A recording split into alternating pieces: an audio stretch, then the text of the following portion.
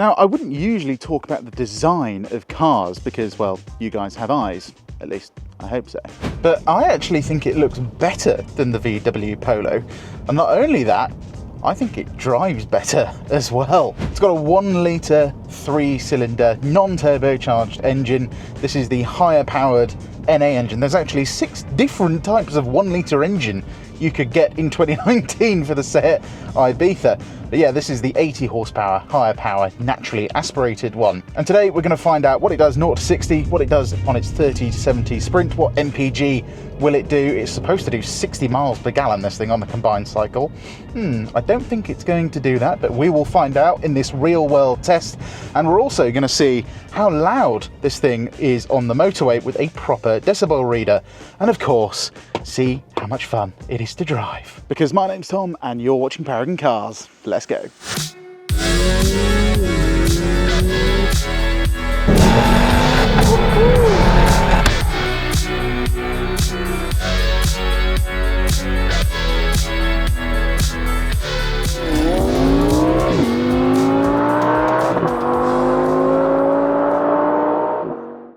So just around town, this is where the Seat Ibiza and the Polo are both great cars. The FR Sport actually gets bigger wheels, so we've got 18-inch wheels over the 17-inch wheels that you get in the regular FR. So in theory, it should feel a little bit stiffer because there's just less sidewall of tyre going towards the road. And it should make the steering a little bit more responsive, especially when I turn it quickly. It's just a lovely car, even though it doesn't have a turbocharger. It picks up very nicely, the gear shift is slick, the brakes are nice and sharp. Everything is as you expect it to be because it is literally a Volkswagen Polo underneath. Clutch pedal, I'm not a massive fan of clutch pedals in VW products. They just kind of have a really, I don't know, just not a nice bite point for me. The ones in Fords, however, I absolutely love. What I don't love are their 1 litre Eco Boom engines. And in terms of parking, you don't get parking sensors as standard. Yep, that's the one downside of VW products. You got to pay for every single option that you want. But get it in reverse and you just use your eyes. And to be honest, there's plenty of steering angle, just over 2 turns lock to lock. It's a small car, so you can get into a space very easily. And judging its size is actually quite easy. Even though at the front you can't really see, I'm going to sneeze. Even at the front you can't really see the corners of the car, you kind of just know where it is. I don't know how to explain it. It's just an easy car to judge. And then getting to the first notch on the door, you're always going to get there. It's just a small car at the end of the day. Even in London, it's very easy to park. And the door closing sounds like this. Pretty solid. I am loving this digital dash though. It does just make the interior look so much more modern. And then coming out of junctions, you just kind of give it half throttle, off you go. Not really any drama because there's not a lot of power. That was a terrible gear change by me. Sorry, I should have done better there. But it gets up and goes, and once you're moving, once you're sort of above 2,500, 3,000 revs, it's absolutely fine. Now then, as I mentioned in the intro, we are going to test the MPG. It's supposed to do 60, so let's reset it now. And yes, we're going to do some driving around town on the motorway and then some sporty driving, which is a combined figure. Like, that is what a combined figure is, or should be at least. And we're going to see if it can really do 60. Anyway, before we do that, let's have a quick look at the interior of this car and how it compares to a Polo. When it comes to the interior of the Seat Ibiza FR Sport, there is one key difference in this that you don't get in the regular FR, and that is your digital dash or virtual cockpit. Really cool, this, very similar to the Audi virtual cockpit that you get in the Audi A3 or the Audi A1. Then when you compare this to the VW Polo inside, there's not really a whole host of differences, especially in the front of the car. You've still got a leather dash, which you don't actually get in a lot of Polo trims. You've still got really nice Alcantara seats. You've still got auto fold mirrors. And of course, you can option things like heated seats. And the one thing I do think is that the actual climate controls do look nicer than the ones you get as standard in the VW Polo R-Line. And then of course you get the same screen, 5-speed gearbox, manual handbrake, so you can do some skids if you want, and you have to get the optional armrest if you want it. That you do get as standard in the R-Line Polo, so it's definitely one to keep an eye on if you want an armrest like I do. But then there is one thing that, yeah, you can tell where some cost cutting has happened, because you've got windy uppy windows. Yeah, you definitely don't have to deal with that in the Polo. And the boot is a similar story. A lot of trims of the Polo get an adaptable boot floor, whereas the Seat Ibiza just has to make do with a regular boot. Not the end of the world, but you know, it would be a nice to have. One thing you do get though are some shopping hooks, which is always a bonus. Now we've had a look at the interior, it's time to do our 30 to 70 sprint. So let's see how our 80 horsepower, 93 newton meter of torque, 1 litre naturally aspirated manual Seat Ibiza does on the 30 to 70 sprint. I have a feeling it's not going to do very well, but it is a light car, so let's see what it does.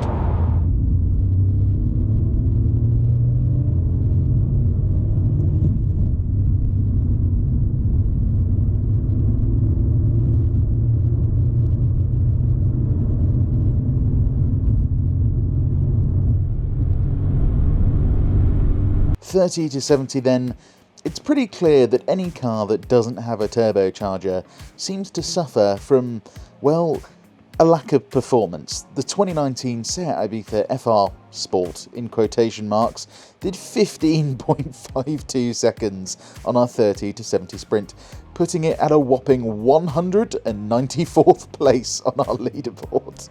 Oh dear. Well, at least it's still ahead of the VW Up and the Ford Fiesta. It's not last. Righty-ho then, coming onto the motorway, this is where you notice the lack of turbocharger, because if I just plant my foot now, yep, this is full throttle, and then we're in the power, sort of. There's not a lot of it anyway. There we go, and there's 70. We got there eventually, before the end of the slip road, which is the most important thing. So in theory, it is fine, actually. Now, we do actually have cruise control in this, which is a rather nice feature for such a cheap car. And you set it to 70, and yeah, let the car just do a lot of the driving for you, so you can relax your feet, which is lovely. Especially being in a manual, if you've been driving a lot around town, your leg does get a bit sore, so getting on the motorway, having cruise control is a nice thing. Then once you're on the motorway, steering wants to stay dead straight. Remember, this is still kind of a German product at the end of the day, so steering's really good. NVH, like noise levels, are really good. We are going to test that with a proper decibel reader in a second, of course. Visibility is great. The one thing I love about these wing mirrors actually is because they've got that little pointy bit on the side, there's actually a really good view into your blind spot, which you don't actually get in a lot of other cars. So yeah, it's just a very easy car to live with and to drive on the motorway. But how quiet is it and how efficient is it? Let's find out.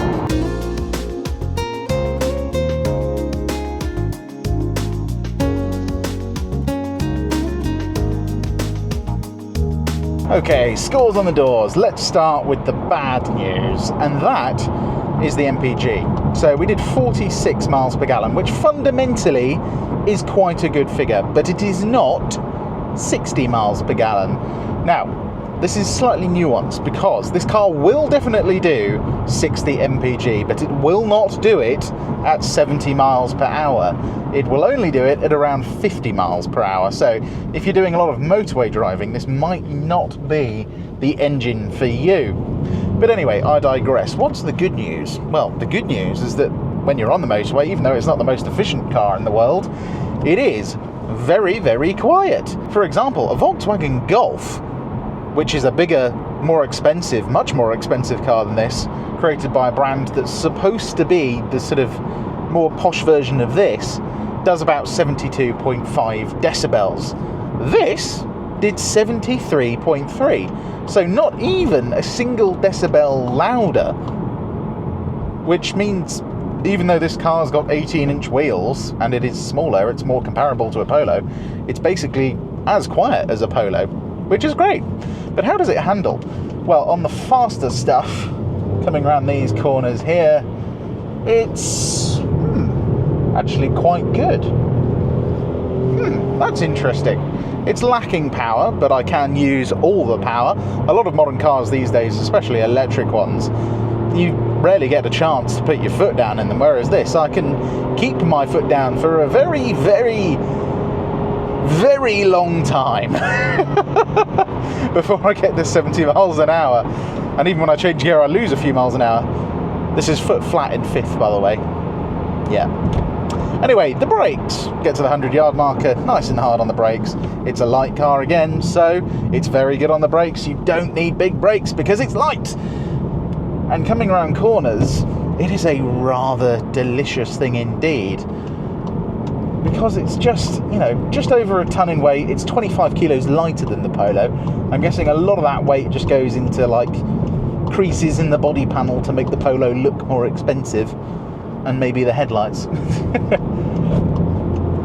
But coming around corners at some speed in this is rather lovely. The rear follows you around very naturally, and it doesn't really understeer, which is great because it means if you do find yourself in a bit of a sticky situation and you need to turn more than you thought you did, you know you're not just going to go straight on into a hedge. This car will actually get you round the corner, and you can even turn off the traction control. Does that really do anything though? I don't think we've got enough power to spin the wheels, but does it mean you can kind of have fun round the corner? Well, yes, but you need to be going fast enough to do it, and unfortunately this lacks a bit of power to do that. So on the faster stuff, it does lack a bit of power, but I can tell it's going to be great on a smaller B road. But before we see how great it is on a smaller B road, let's do a 0 to 60 and see what this car can really do. Claim to do it in 14.7 seconds. If I get anywhere near that today, I will be quite happy, I think. But there's only one way to find out. Let's do it.